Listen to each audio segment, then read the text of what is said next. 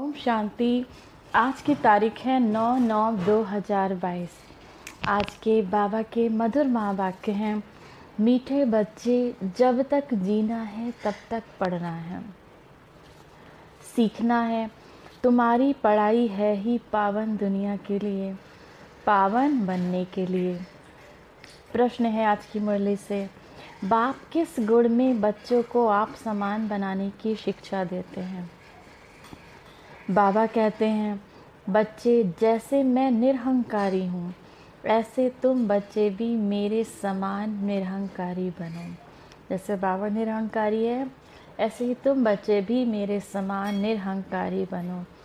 बाप ही तुम्हें पावन बनने की शिक्षा देते हैं। पावन बनने से ही बाप समान बनेंगे। दूसरा प्रश्न है आज की मुरली से, जब बुद्धि अच्छी बनती है तो कौन से राज बुद्धि में स्वतः बैठ जाते हैं?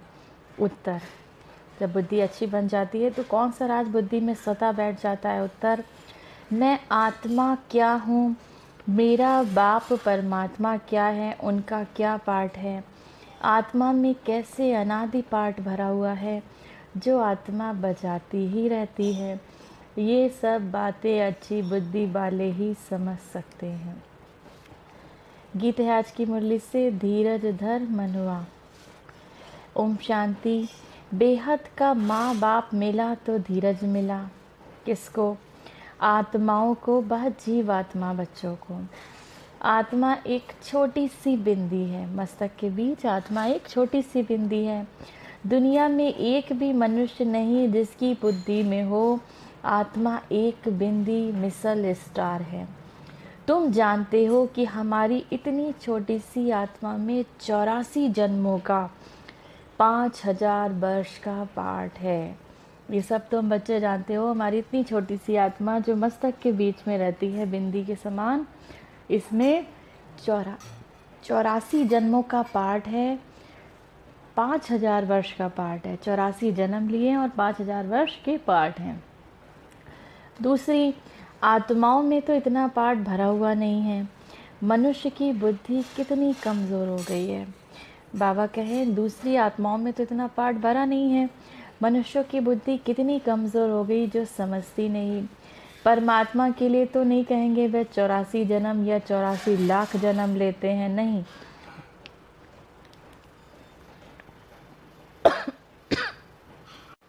तुम बच्चे जानते हो इतनी छोटी सी आत्मा में 84 जन्मों का अविनाशी पाठ नोंदा हुआ है।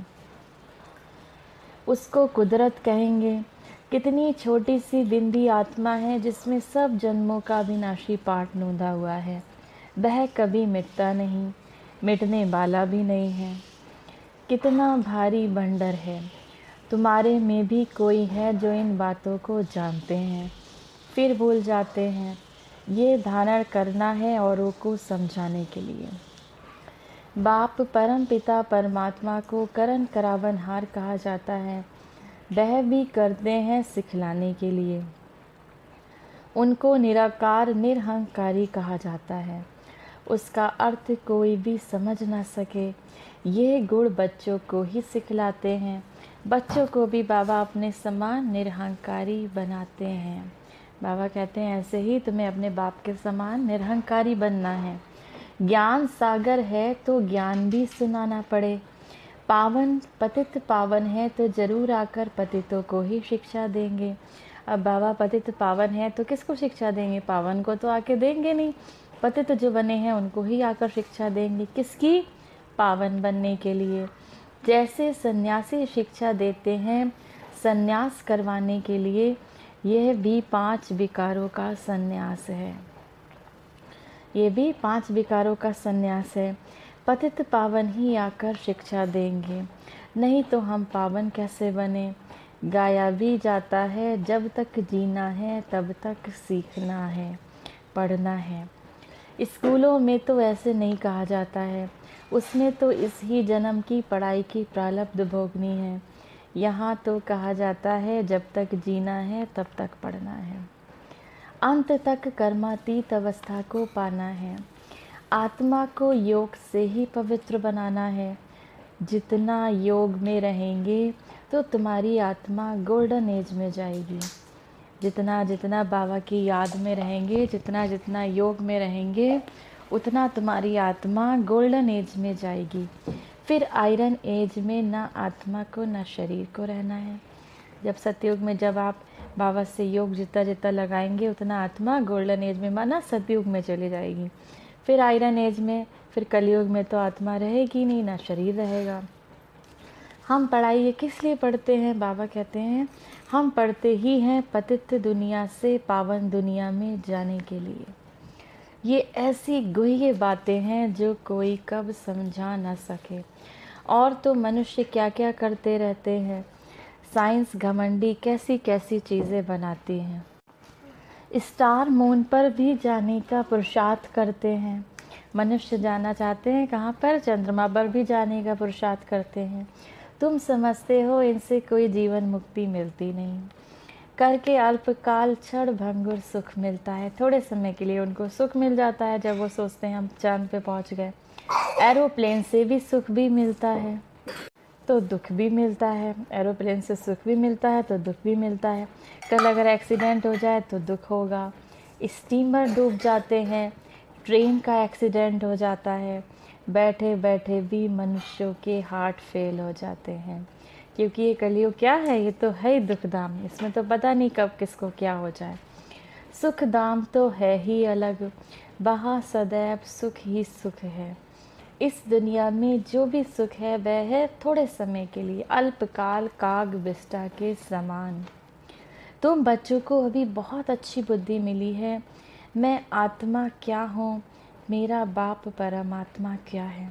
तुम बच्चे सब जानते हो बाबा क्या, आप सब बच्चे जानते हैं ना आत्मा क्या है और परमात्मा क्या है। उनका पार्ट क्या है, हमारा पार्ट क्या है, बाबा का पार्ट क्या है। बाबा का पार्ट कब शुरू हुआ? कलयुग के अंत में और सतयुग के प्रारंभ में। जब कलयुग ख़त्म होने के 100 वर्ष रह जाते हैं तब बाबा का पार्ट शुरू होता है। तो बाबा का पार्ट क्या है और हमारा पार्ट क्या है, ये सब आप सब बच्चे जानते हो। सारा बुद्धि में राज है। तुम बच्चों में भी सबके 84 जन्म नहीं कहेंगे, सब थोड़े ही सतयुग में इकट्ठे हो जाते हैं। अब तुम बच्चों में भी जिनका बहुत अच्छा पुरुषार्थ होगा, हम सब बच्चों में, वही सतयुग में जाएंगे। तो बाबा कहते हैं सबका थोड़ी ना सतयुग में, सारे थोड़ी ना सतयुग में इकट्ठे हो जाते हैं। सतयुग में तो 9 लाख आत्माएं होंगी, इसीलिए सबके पूरे 84 जन्म नहीं कहेंगे। चंद्रवंशी में भी पिछाड़ी तक आते रहते हैं। वृद्धि होती जाएगी, जन्म थोड़े होते जाएंगे। ये विस्तार की बातें हैं। बुढ़ियों को पहले अल्फ बे पक्का करना है। बाप और बादशाही, बाबा को और बादशाही को, सतयुग को याद करना है। अल्फ माना बाबा, बे माना बादशाही। ये तो बिल्कुल राइट बात है ना। स्वर्ग की बादशाही थी, भारत सारे विश्व का मालिक था और कोई राज्य नहीं था। जो रुद्र की माला बनती है वही फिर विष्णु की माला बन जाती है। ये ज्ञान तुम बच्चों को मिला है। आत्मा क्या है, परमात्मा क्या है, उसका रूप क्या है, साइज क्या है, ये सब बातें अभी तुम्हारी बुद्धि में हैं। आत्मा का रूप क्या है, परमात्मा का रूप क्या है। आत्मा बिंदी समान है, स्टार की तरह चमकती है प्रकृति में। परमात्मा भी हमारे स्टार की तरह है। इनका रूप क्या है, तो इनका साइज क्या है, स्टार की तरह है, बिंदु स्वरूप है। तो बाबा कहते हैं सब बातें तुम्हारी बुद्धि में है। कितनी छोटी सी आत्मा है। परमात्मा को भी भक्ति मार्ग में बहुत मेहनत करनी पड़ती है। द्वापर से कलयुग अंत तक अथवा संगम के अंत तक कहेंगे, उनका पाठ चलता रहता है। ये सब तुम जानते हो। तुम कहेंगे ये सब कल्प पहले भी हुआ था, आज से 5000 वर्ष पहले भी हुआ था। एक अखबार में रोज डालते हैं 100 वर्ष पहले क्या हुआ। 100 वर्ष की बात तो सहज है, अखबारों से झट निकाल बताएंगे। वह है टाइम्स ऑफ इंडिया अखबार। तुम्हारी अखबार है टाइम्स ऑफ वर्ल्ड। ये अक्षर बड़ा अच्छा है, रोज लिख सकते हो। आज से 5000 वर्ष पहले क्या हुआ था, 5000 वर्ष पहले जो हुआ था वही अब हुआ। आज से 5000 साल पहले जो हुआ था वही हुआ। अब ये सब बातें आप बाबा के बच्चे जानते हो कि ड्रामा हूबहू रिपीट होता है। जैसे अभी ड्रामा चल रहा है, जैसे अभी हम मुरली सुन रहे हैं, ऐसे ही 5000 वर्ष के बाद फिर मुरली सुनेंगे। तो ये ड्रामा हमारा हूबहू रिपीट होता है। ऐसे ऐसे लिखने से मनुष्यों को ड्रामा का पता पड़ जाए। मैगज़ीन में भी लिख सकते हैं, तुम बच्चों की बुद्धि में तो सारा राज है। आत्मा और परमात्मा का ज्ञान तो कोई मनुष्य में है नहीं, तो वह मनुष्य क्या काम का।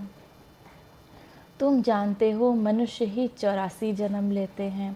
पहले पहले ब्राह्मण, वर्ण, फिर देवता। वर्णों में आते हैं। वर्ण तो यहाँ ही हैं। सूक्ष्म वतन में तो वर्णों की बात ही नहीं, सूक्ष्म वतन में तो वर्णों की बात नहीं। देवता वर्ण, क्षत्रिय वर्ण सब कहाँ हैं? यहाँ हैं। ब्रह्मा को प्रजापिता कहते हैं, विष्णु को प्रजापिता नहीं कहेंगे। ब्रह्मा द्वारा तो एडॉप्ट किया जाता है। ब्रह्मा के द्वारा एडॉप्ट किया जाता है सब। ब्रह्मा मुख्य वंशावली हैं। ब्रह्मा बाबा ने जो हम सबको उनके तन में जब शिव बाबा अवतरित हुए, जो हमें बाबा का ज्ञान सुनाया, वो उससे हम सब बच्चे बाबा के बच्चे बन गए। तो उन्होंने हमें अडॉप्ट किया, माना गोद लिया हुआ। विष्णु के 2 रूप, लक्ष्मी नारायण के तो बच्चे पैदा होते हैं जो तख्त पर बैठते हैं। शंकर को भी प्रजापिता नहीं कहेंगे। ये भी जानते हो जैसी जैसी भावना है वैसे वैसे साक्षात्कार हो जाते हैं। बाबा भक्तों को उनकी भावना के अनुसार साक्षात्कार कराते हैं। बाकी वहाँ कोई सर्प आदि की बात नहीं, बैल भी वहाँ हो ना सके। सूक्ष्म वतन में तो है ही देवता। सूक्ष्म वतन में जाते हो, बगीचा फल आदि देखते हो। क्या वहाँ बगीचा है? बाबा कहते हैं क्या वहाँ बगीचा है?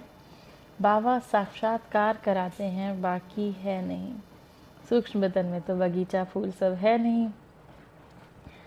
बुद्धि कहती है वहाँ सूक्ष्म वतन में झाड़ आदि हो न सके।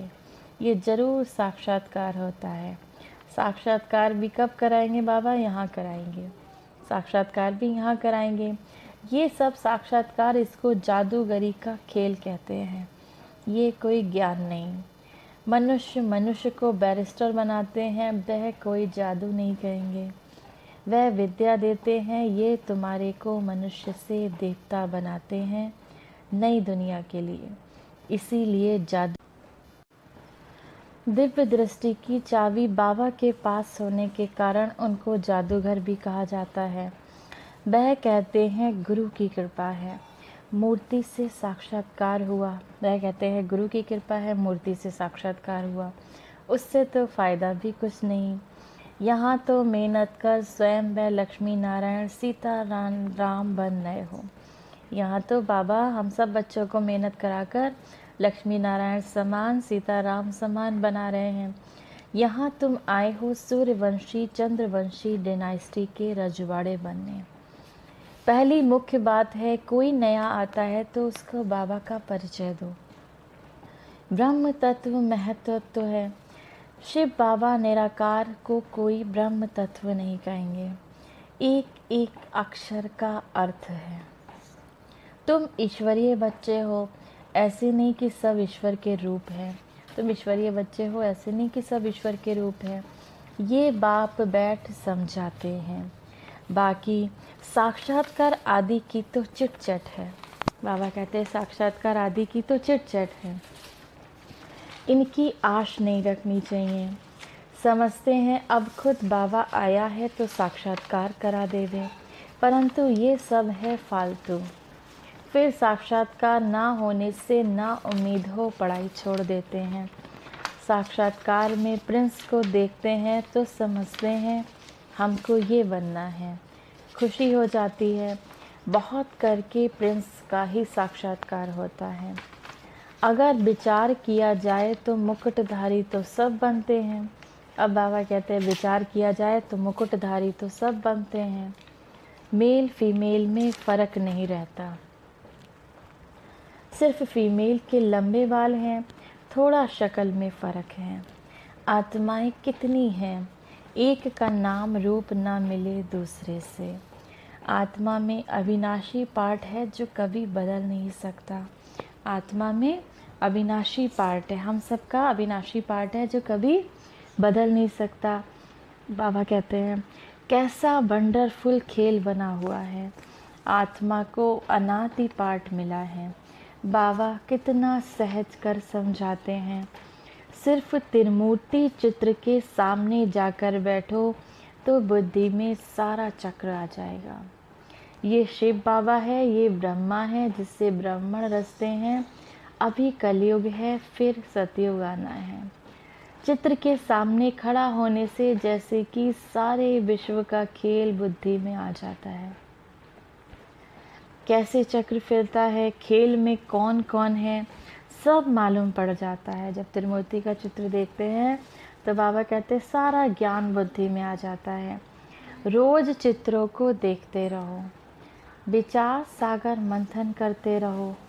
ये नरक है, ये स्वर्ग है, ये संगम है। कितना सहज है। रोज प्रैक्टिस करने से बुद्धि में रोशनी आ जाएगी। लक्ष्मी नारायण राधे कृष्ण के लिए भी लिखो। ब्रह्मा द्वारा सतयुग का वर्षा मिलता है। लक्ष्मी नारायण को ये प्रारब्ध कैसे मिली?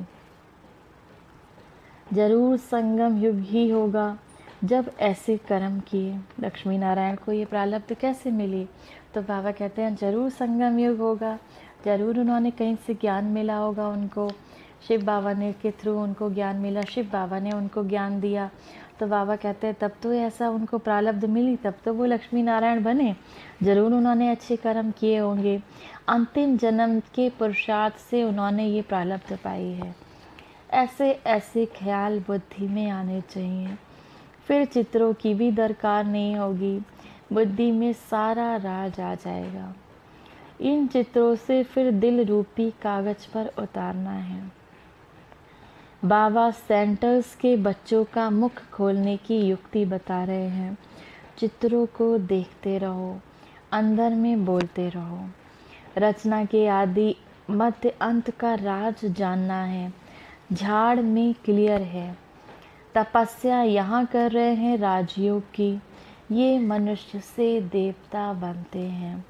फिर भक्ति मार्ग कैसे शुरू हुआ? जो जो जिस जिस धर्म के हैं उसमें ही फिर आएंगे। कितना सहज है, उस पर ही समझाना है। आत्मा क्या है, परमात्मा क्या है, उसमें अनादि पाठ नोंदा हुआ है। आत्मा में अनादि पाठ नोंदा हुआ है। सतयुग में हम सुख का पाठ बजाएंगे, इतने जन्म लेंगे। शमशान में भी जाकर किसी को समझा सकते हो। जब तक मुर्दा जल जाए तब तक बैठ सत्संग करते हैं। तुमको कोई रोकेगा नहीं। बोलो आओ तुमको हम समझाएं। सुनकर बहुत खुश होंगे।